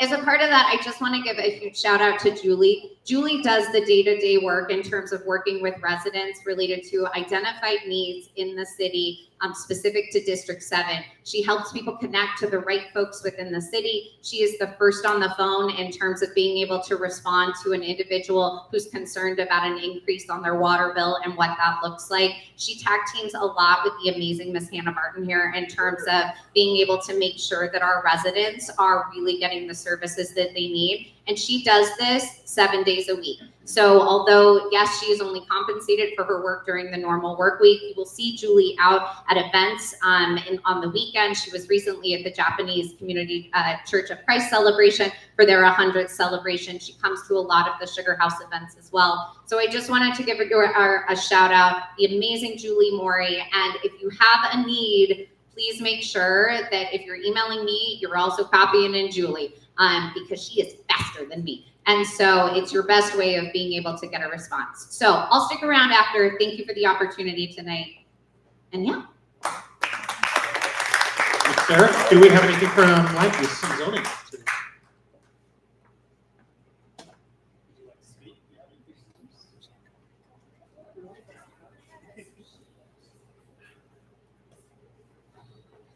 Can you believe, I think we have almost a lull in land use. Not possible. It's about time. So the Wells Fargo project will still be going to the city council. And I thought, where's here ago? I Am thought I here? just, Yes. there you go. Did you say January, probably? Yeah, so we haven't been given a date yet, but as soon as it's agendized, trust me, I will get it to all of you. Thank you. Then we'll tell them what we think. Yeah, once again. We have two projects on Lake Street, 2222, which is a fourplex, and they're large, 2,300 square feet, and they're for sale, 3-bedroom units. And then there's another one at 2162 that we're calling the NOAA, and I learned today that that's been pulled because they're making some changes in it. So we'll see what that is. Past that, I'm not sure what else is pending. Just wait till the next email comes, right? Yeah, all right. Yay.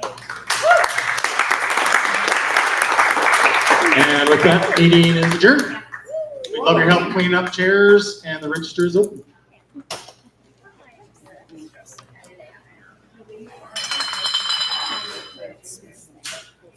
And so that's what I rolled my eyes. I was like, oh, if you have but in the end, I think it had to happen.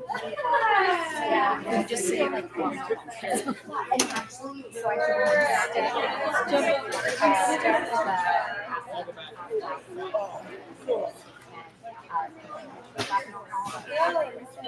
And so we said, like,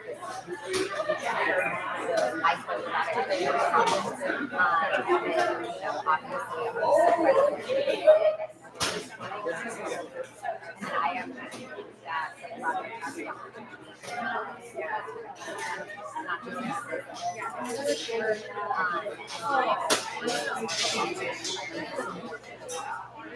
so sad. I was but it made it feel like such an so I just yeah. So I get teary eyed thinking about how the videos and then the ones that speak series.